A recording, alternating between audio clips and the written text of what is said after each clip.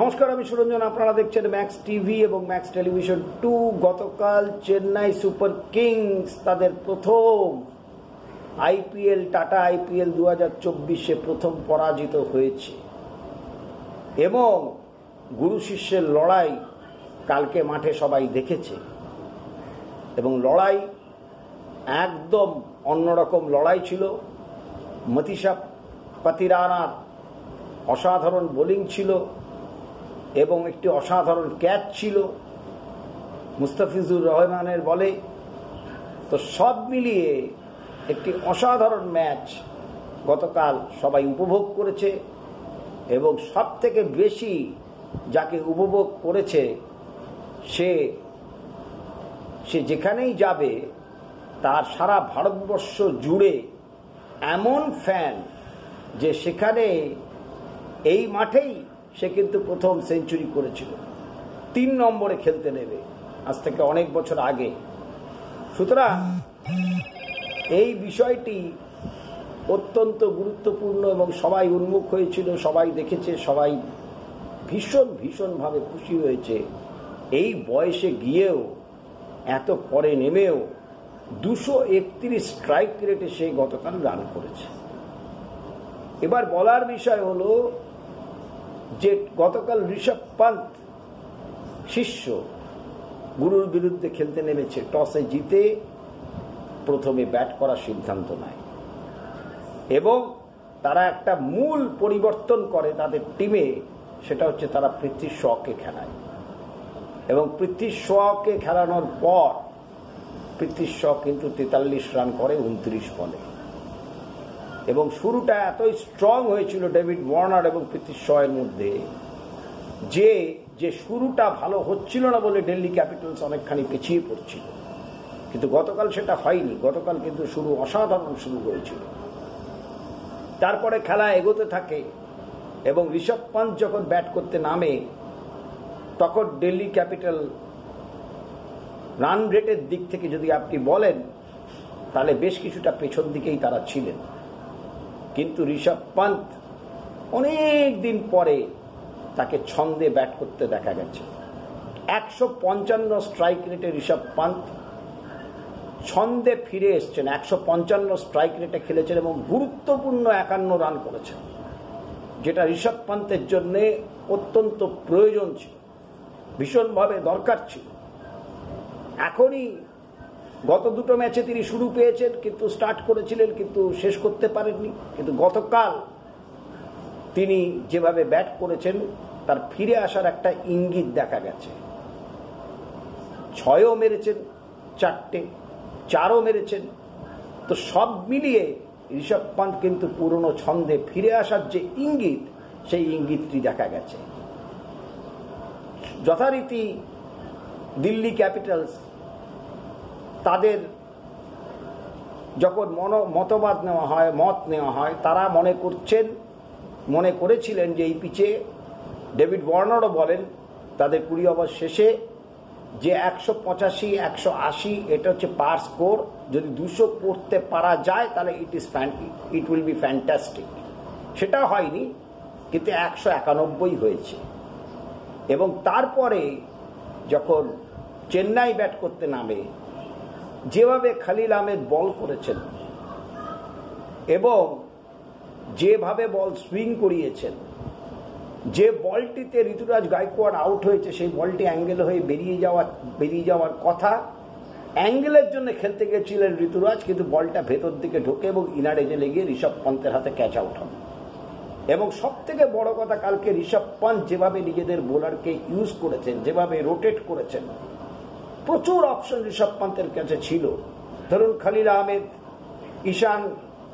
ঈশান্ত শর্মা, তারপরে ধরুন মুকেশ কুমার, হেনরিক নকিয়ে, অক্ষর প্যাটেল, যাকে সাবস্টিটিউট করে নিয়ে আসা হয়েছিল, অর্থাৎ যিনি ইম্প্যাক্ট প্লেয়ার উনি।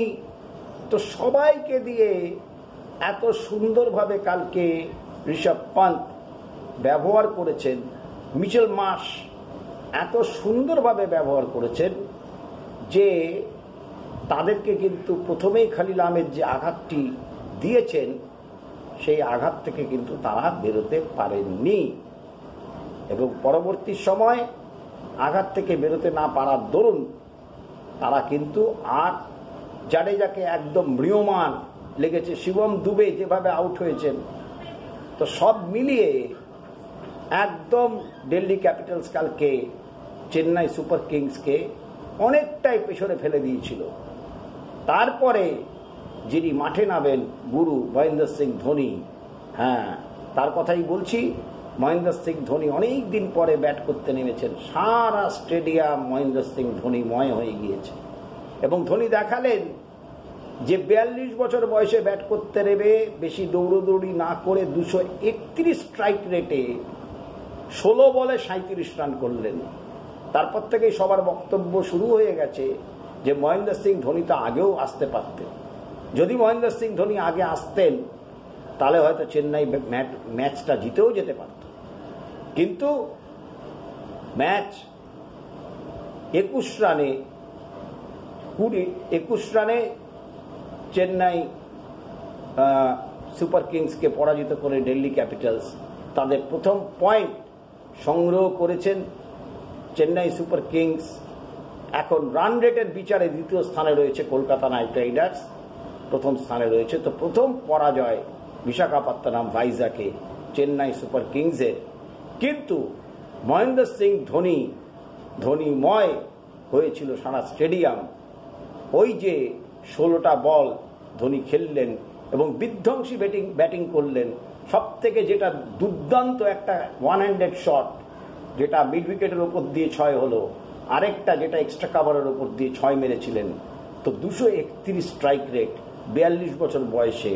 তারপরে যে ঘটনাটি ঘটেছে সেটি হচ্ছে তার সেই পুরনো পায়ে কাফে দেখা গেছে ছবিতে যে তার কাপ ম্যাসেলে তিনি আবার ব্যান্ডেজ করা আছে, অর্থাৎ আইস প্যাক লাগানো আছে। তো সেটি চোটটা কতটা কি পুরনো চোটটাই আবার ফিরে এসছে নাকি, সেইটা নিয়েও একটা গুরুত্বপূর্ণ ব্যাপার থাকতে পারে। আর খলিল আহমেদ যথারীতি man of the player of the match হয়েছেন, এবং যখন ঋষভ পান্তকে জিজ্ঞাসা করা হয়, ঋষভ পান্ত বলেছেন ম্যাচ প্রেজেন্টেশনে তাকে যে প্রেজেন্ট দেওয়া হয়, মানে অনেকগুলো প্রাইজ আছে, তার মধ্যে যে ঋষভ পান্ত যে ট্রফি গ্রহণ করেন তখন বলেন যে মাহি ভাই হচ্ছে একদমই আলাদা। আমি যখনই বিপদে পড়ি তখনই মাহি ভাই আমাকে সাহায্য করে। এই অবস্থাতেও মাহি ভাই আমাকে সাহায্য করেছে এবং মাহি ভাইয়ের ইনস্ট্রাকশন আমি অক্ষরে অক্ষরে ফলো করেছি। আমরা জিতেছি, তার জন্য আমি খুশি, কিন্তু মাহি ভাইকে ব্যাট করতে দেখেছি, এত দুর্দান্ত ব্যাটিং দেখলাম, সেটা দেখেও আমি অনেক খুশি এবং মাহি ভাইয়ের থেকে প্রচুর কিছু শেখার আছে। ওই জন্য মাহি ভাইকে ধন্যবাদ দেওয়া উচিত। ঠিক একই কথা খলিল আহমেদ বলেছেন যে মহেন্দ্র সিং ধোনির আন্ডারে, মাহি ভাইয়ের আন্ডারে আমিও খেলেছি, কিন্তু মহেন্দ্র সিং ধোনি শুধু চেন্নাই সুপার কিংসের অধিনায়ক ছিলেন না, তিনি সবার অধিনায়ক। যতদিন তিনি থাকবেন তিনি সবার অধিনায়ক হয়েই থাকবেন। সুতরাং এই হচ্ছে মহেন্দ্র সিং ধোনি।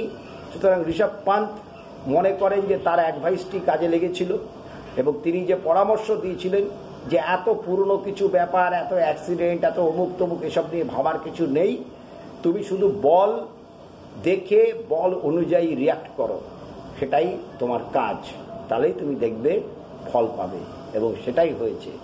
তো সারা স্টেডিয়াম চেন্নাই সুপার কিংস পরাজিত হলেও ধোনিময় হয়েছিল গতকাল, এবং সব মিলিয়ে দিল্লি ক্যাপিটালস তাদের খাতা খুলেছে।